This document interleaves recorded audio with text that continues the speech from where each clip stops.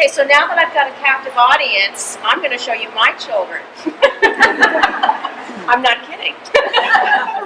Well, I just wanted to tell you just a little bit of background about me. I was born in New York, lived in New Hampshire, grew up in Virginia, and moved to North Carolina. So I've been around a little bit.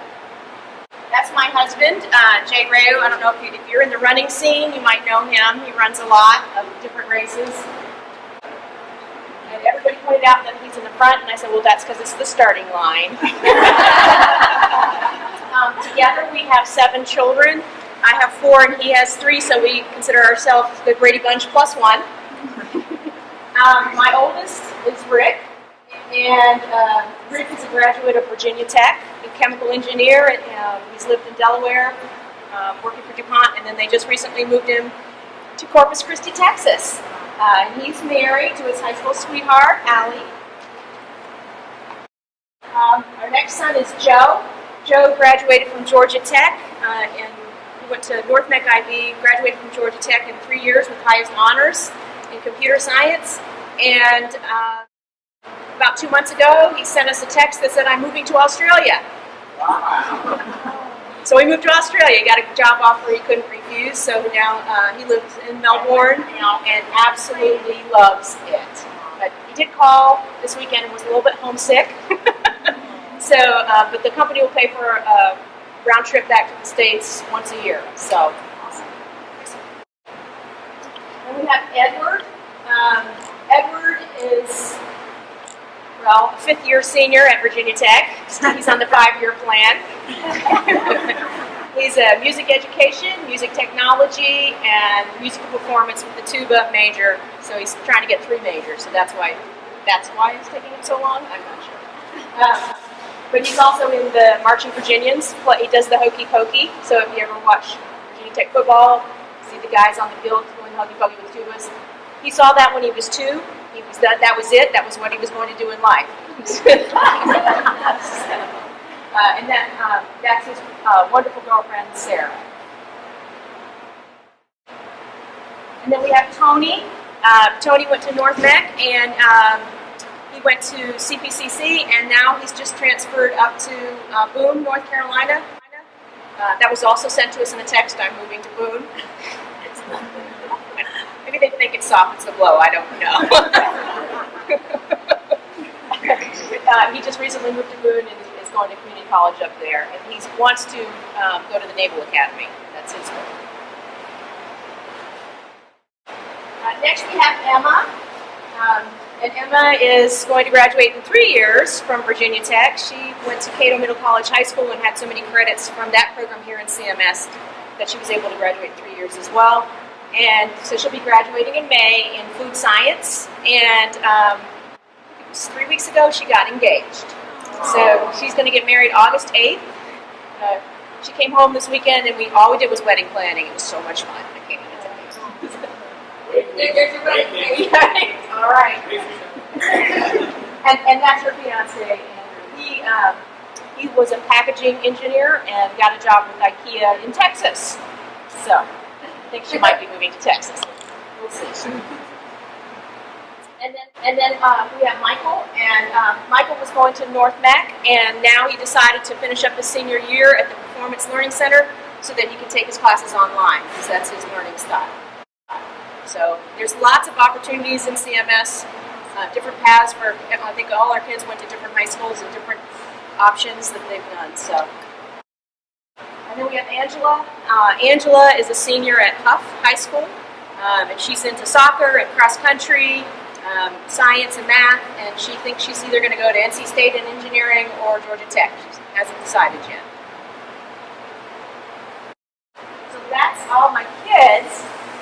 This is my granddaughter.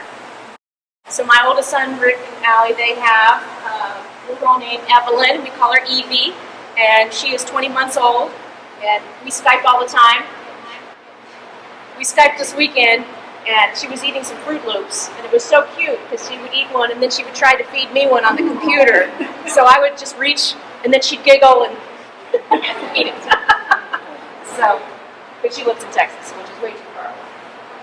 And then I'm expecting a new granddaughter in December, so I'll be spending Christmas break in Texas with them. So, and I know the name starts with an R. That's all they'll tell me. I went to James Madison University undergrad, and then went to Winthrop University for my master's in educational leadership. I taught at Newell Elementary. My children went to school with me at that time, and then became assistant principal at Shamrock Gardens, and then was principal at Greenway Park for 3 years. So when I entered J.B. Washam, it was really important to me to meet with every staff member and talk with them. And so I asked them some questions. I asked them, what do you love about J.B. Washam? I asked them, what are some of the challenges, things that I need to work on? And then the final question is, what do you need from me? And so I spent that time with every employee this summer. What I found is definitely the scores are up, and I'll share those with you in a minute. The staff loves the community, the parents, the kids, and each other. But just in talking to them and looking at the North Carolina Teaching Working Conditions Survey, you can see that the morale was down. So I asked them, what do they love about J.B. Washam? And you can make a Wordle, so the number of times someone says something, you type it in and it makes it bigger. So as they were talking, I was taking notes, and then I put it in the Wordle so that you can see community, parents, staff, kids, teachers, parent involvement, family. Those are all the things that they said were fantastic about J.B. Washam. What do they need from me? They needed support. Communication, an open door, feedback, leadership. So my plan, one of my things that I really want to focus on is celebrating children.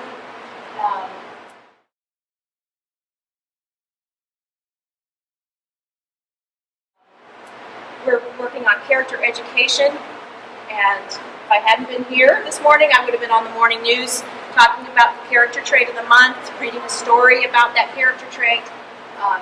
I also recognize children for taking care of others. There's little certificates that they get that teachers can hand out, and it has a story, so they come up, and by telling the story of the child that's taking care of others, they can learn how to do that. I also have the award for working hard, because if we work hard, we learn. And so I also do that. They come up with little certificates, and we talk about how they were working hard. And that way students can learn from each other how to do those things. We also give out hawk feathers, and we're going to have a Terrific Kids ceremony. The students will vote on the character trait of the month, which child in their classroom displays that character trait.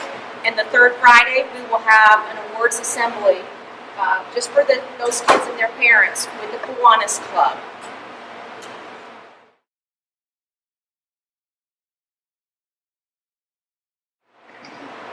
To help bring up morale, I think it's very important to celebrate staff and to recognize the hard work that they do.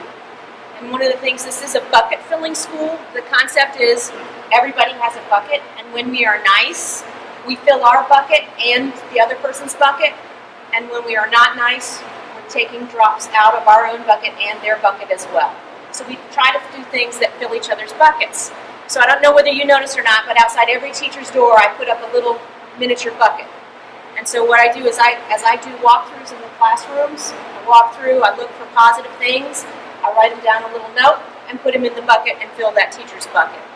One of the things I also love to do is to tell a child in the classroom, I've just filled your teacher's bucket with a nice note about what great things they're doing, but you make sure she sees that there's a note in her bucket.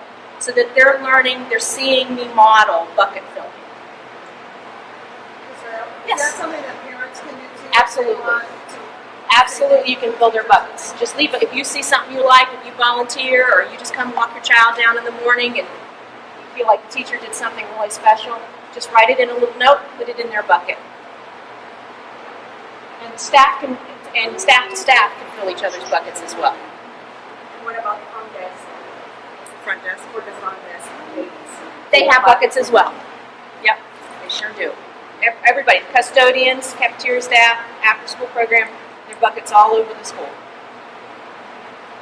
we're having a professional development on top 20 effective teachers. The beginning of that was the above and below the line. There's a bulletin board in the grand hallway that tells you about it. So the concept is that things happen during the day that make us feel bad, and we can react to that and go what's called below the line. And let's say you're in traffic and someone cuts you off, and then you decide to say a few choice words and maybe cut them off back. Who knows? That's going below the line.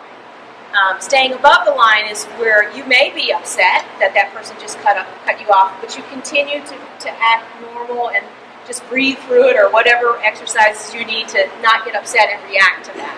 So being above the line is when you're thinking and communicating clearly. Being below the line is when you're not thinking clearly and not reacting in the proper way. And so we've talked about that with staff, that you can communicate to people, hey, I'm feeling below the line, or I'm going below the line right now and I know it. I'm just warning you. So it's a good way to talk about our emotions. It also helps prevent bullying. And in the last school I was in, it was a high poverty school, and we had the year before 400 office referrals. And after implementing this program, where we've talked about above and below the line, we reduced it by 50% to 200 office referrals. So it was an instant change in the culture of the school for children, that they were able to talk about their emotions, not bully and hurt each other. So we're going to try that here and see if talking about our emotions helps prevent that. Yes? Is this something that teachers will be introducing to the students? They already have. Oh, there we go. They already have. And then we have staff awards each month, and they're a lot of fun. So there's some silly awards, well, they're not silly, but they're funny to me. So one of them is, an example is, they get a statue of a certain thing, and they get to keep that for the month. And each statue recognizes a special thing that they've done. So one of them is Miss Whitfield, our media specialist, was a classroom teacher, and now she's going to be a media specialist, which is different and new, and she's really working hard at that.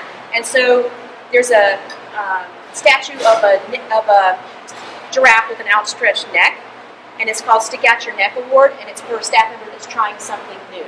And that may be something new, like a new position, or it could be something small, like they try a new teaching technique. So each month the staff will vote on some of those awards, and then some I will give as well. And we're partnering with Horace Mann, and they're going to give us a Crystal Apple, which will be for excellence in teaching, and the Mugs and Kisses Award, which will be for the most positive attitude. But there's lots and lots of awards for that.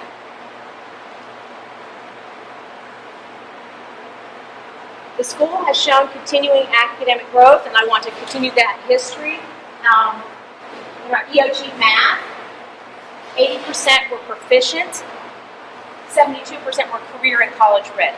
That's what the second number is. EOG science, 78% were proficient, 66% were career and college ready. Can you just explain? Yes. What that is? Okay, so in the past, EOG end of grade scores given in 3rd, 4th, and 5th grade have been a 1, 2, 3, or 4. Okay, a 1, 2, 3, or 4. So 1, they didn't get the content. 2, they're starting to get the content. 3, they're proficient. 4, they're above proficient. Okay. Last year, in the middle of the school year, they changed the numbers and the scoring, and they said there's a 5-point scale. So a 1, not ready. 2, starting to get it. 3 is proficient. 4 is career and college ready. 5 is superior performance. So they put it on a 5-point scale. So So proficient? the first number would be anybody that was proficient, that got a 3 or above. The second number is anybody who got a 4 or 5.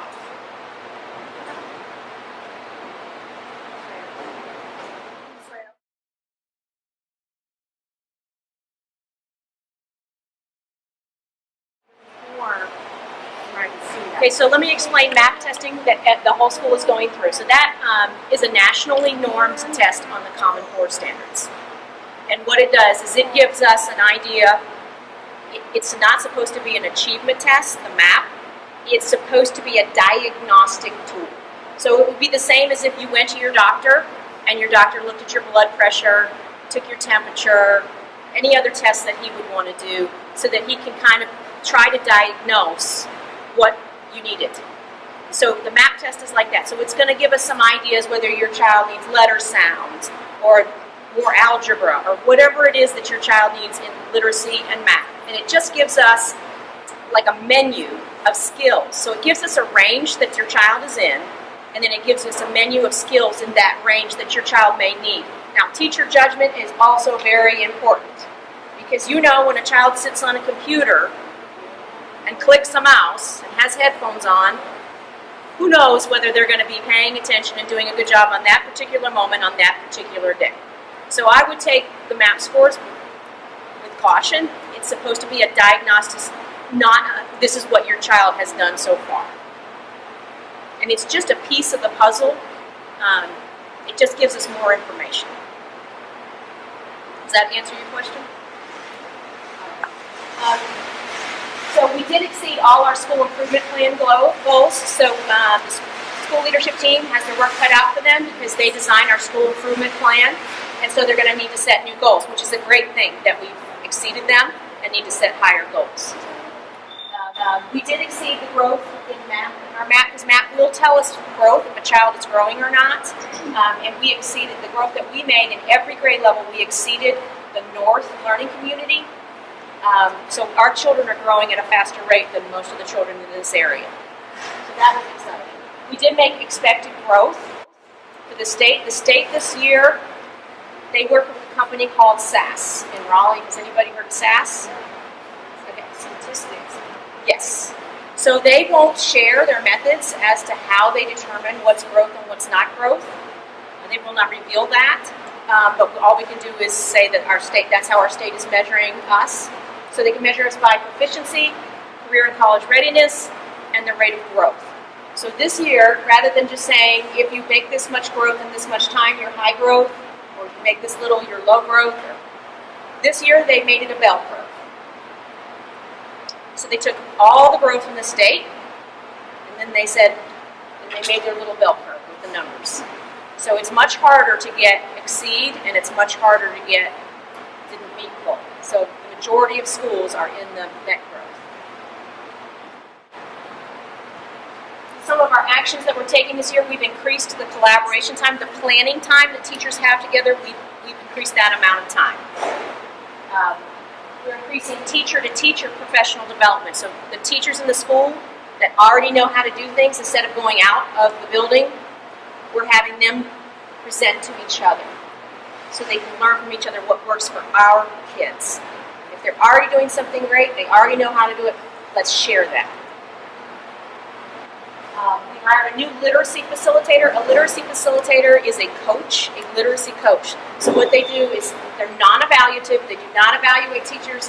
What they do is they go around and they help teachers, they coach teachers, they provide resources for teachers, they work with struggling students. So they're constantly working in the building. And her name is Lisa Bryant. I don't know if you've seen her. She's out in carpool. She's got the long dark hair, real cute, and waves to everybody. And I focus as the instructional leader. So I'm not, I have a calendar, and I'll share that with you later about how I try to lead instruction rather than the managerial everyday things that other people can take care of.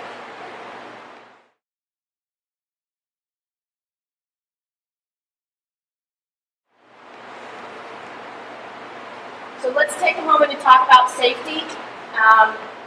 Safety is a big issue. Safety is number one to me. You've entrusted your children to me, and that's so important. Yes? Going back to the learning, Yes.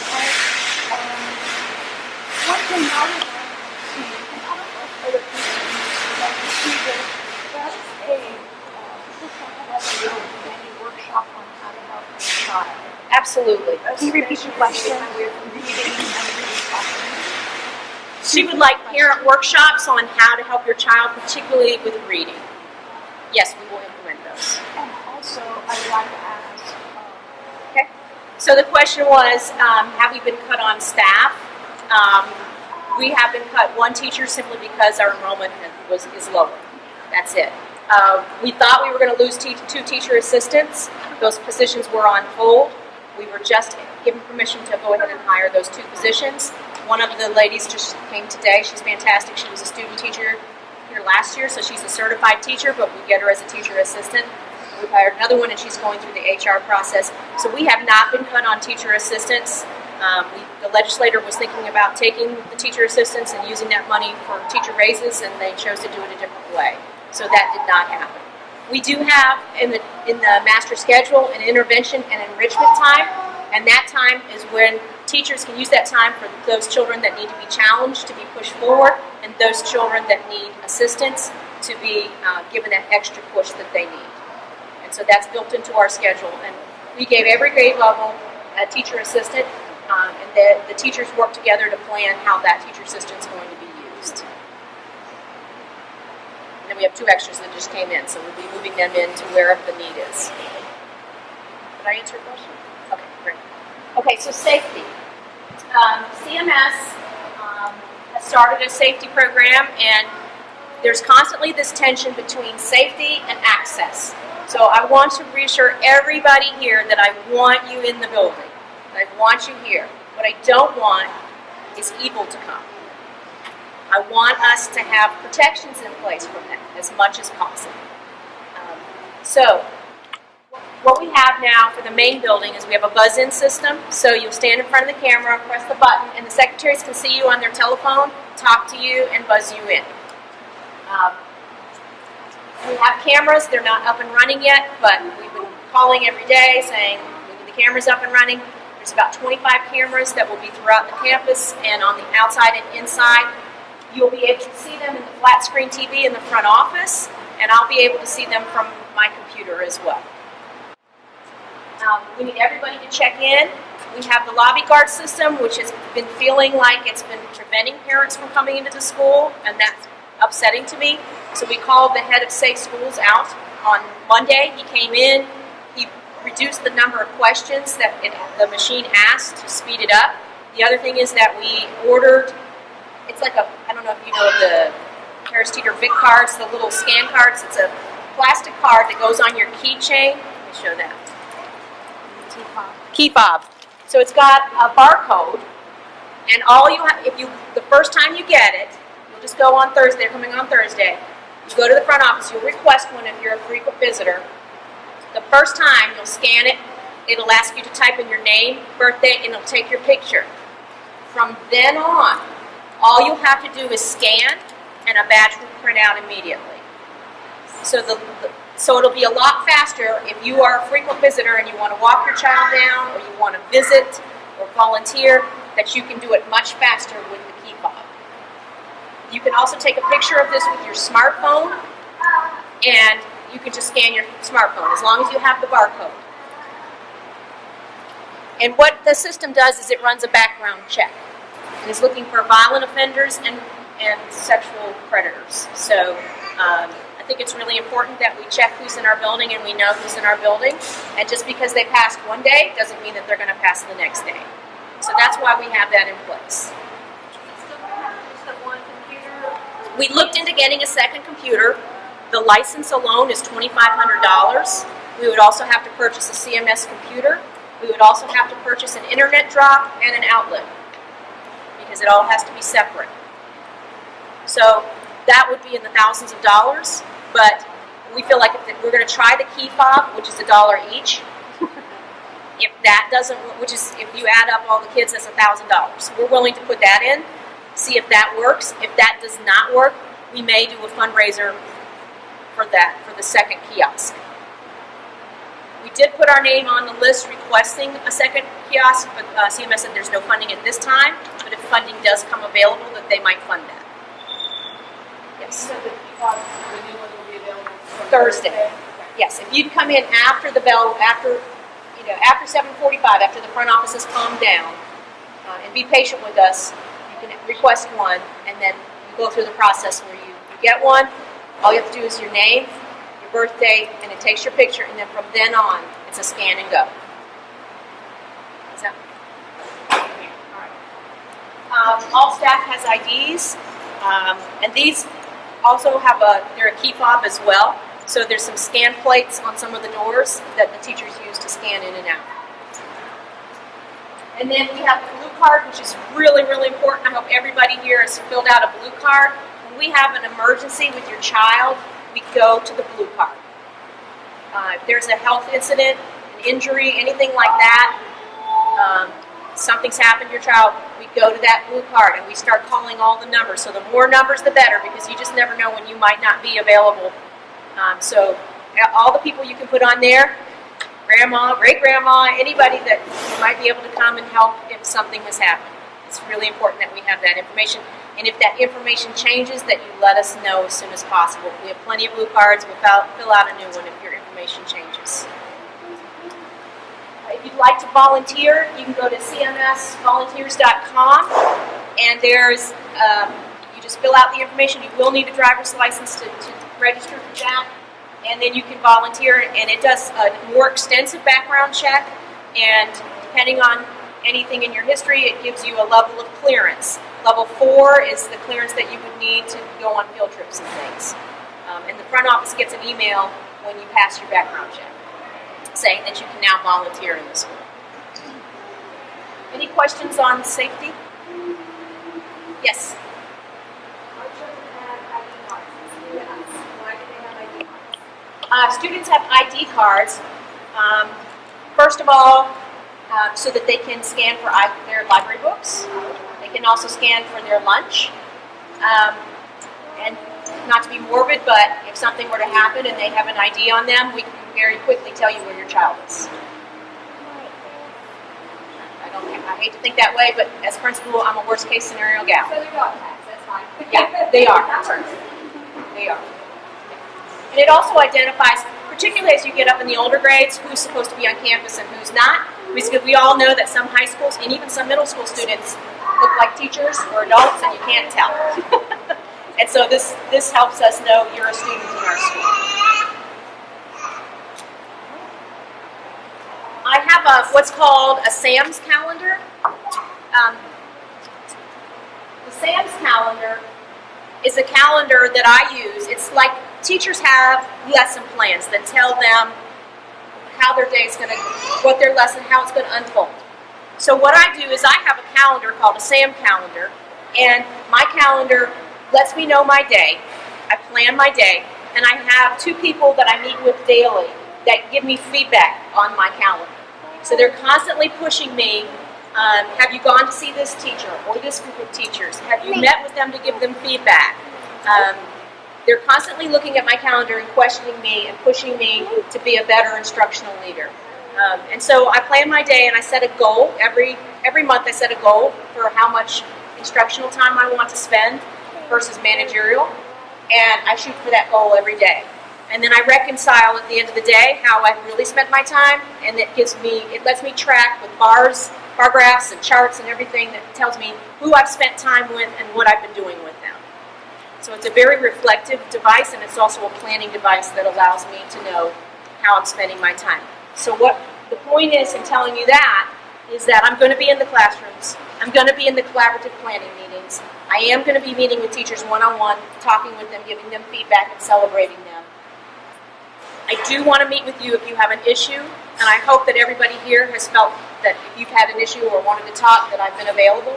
But what I'm asking you during the school year is that you just call the secretaries and say, I'd love to talk to Ms. Rayo. They all have my calendar. They're able to see any open times. I intentionally leave some open times, and they're able to schedule you in. So if you could just, now if it's an emergency, something's happened and you really feel you need to talk to me, let the secretary know that, and I will come out of planning, or I will come out of the classroom, or I'll come out of that meeting with that teacher if I need to talk to you if it's a real emergency. Is that fair to everybody? All right. Any questions for me? Yes? My son is in 5th grade. When he comes home with his homework, like he doesn't have a book with him. So I can't go just with the questions. It's a little hard for me. Mm-hmm. You know, I'm wondering if he can have a book at home, especially the maths. He got his maths homework at home. So if he can bring it with him every day and return it the next day. Okay, that would be a question for his teacher. And if you're not satisfied with that answer, you could let me know, and I'd be glad to talk with you about it. Because they still have an English problem. Okay. Yeah, that's very important that you have the resources you need. And so I would write a note or call the teacher. And if you don't feel like you're satisfied, let me know and we'll make things happen for you. And the agenda. Yeah, you can write in the agenda as well. I did. Good. Okay. I'll check on who's the teacher. You can tell me after this. You can tell me. Miss Barrett and the math one at correct. Okay. All right. We'll talk about that afterwards. Anything else? Yes. What's our enrollment numbers right now? We're just under 1,000. The highest we've been is, I think, 1,200. Can you talk a little bit about your new team? Because there's a lot of new faces and new, vice principal, Right. team students. Just refresh your memory on who everyone is. Okay. Should have brought pictures of them too. So yes, the team is all new. So we're still, I'm just going to be honest, we're still getting to know each other and coming together, just like a new class would be, any new management team. So we have a new assistant principal. She's not new to the role. She is from Barnett Elementary. Her name is Lainey Edwards, and she was a principal in the past in another state, and then was a AP here in Charlotte-Mecklenburg Schools. And so she and Mr. O, if anybody knows Scott from last year, they switched places. So he's now at Barnett and she's here. The Dean of Students, Emily Dorgan, she was promoted to assistant principal at Mountain Island. So we hired a dean she's already an experienced dean from Oakdale Elementary. Oh, sorry, Amy Colombo. And she's right now in the middle of math testing in the lab. So, and Miss Edwards in the middle of BOG's, beginning of year tests for third graders in literacy. She's in the middle of that. So otherwise they would have been in here. Beginning of the year we have a lot of baseline testing that we need to do. Yes. Speaking of tests, I know the COGAT tests the second graders are getting. Yes. That's only for second grades, correct? Yes, correct. And when do they get the scores from those? I am not sure. Okay. I don't know. I don't have the answer, but I think it's fairly quickly. Yeah. It's just a standardized test, so the scores yeah, should it's come an back. assessment, yeah.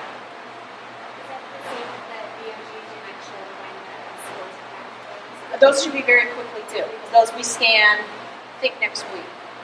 Yeah, at the scan center. So we should have the results very quickly. Are those results shared with parents Yes. immediately, or? Yes, they will be shared with the parents. Yes. You said there were hours below classroom and the maximum, that meetings 1,200. Yes. What's the full capacity of the school? Oh, I think we're going on because we have the mobiles. To say 800 probably, because we have all this money. Yeah, but we're not using all classrooms now. So we turned one into a planning room. Last year we had little tutor rooms that were used for music. So when we had open classrooms, I made those music classrooms. I think music is very important, and that they have the space to make the music and have the instruments out. So.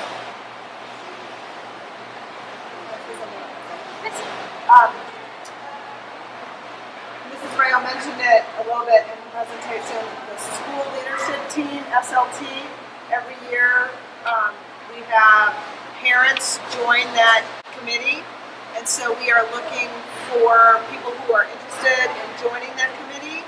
There's about 10 parents who sit on that committee, and then there's also teachers and administrators. So in the Hawkeye this week there'll be a call for nominations. So if you're interested in getting more involved with the school, working on the school improvement plan, working on ways to help improve the school overall, this would be a good group to become involved with. There's meetings once a month that I think are about 2 hours. I don't know. I haven't never participated until now. I'm going to participate. They can run long, but they're great. So there's meetings once a month, and then there might be some additional work during the month, but it's not doesn't have to be during school time. So if you work, this might be a way to get engaged in the school if you want to. So just look for the Hawkeye. My name is on there to collect the nominations. So if right now you're thinking, oh, I might be interested in that, just let me know before we leave today. We have, the state law says that there can be 10 parents elected to the school leadership team. There's going to be the principal, the assistant principal, a facilitator, and then a representative from each grade level. And then there would be 10 elected parent representatives. The meetings are open to the public, so even if you're not on the SLT, you can watch the meetings. The only part of SLT that is closed is when we talk about the Safe Schools plan, because there's some confidential information in that Safe Schools plan that we do not publicize. So that would be the only part of the meeting ever that if you want to attend, that you would be privy to.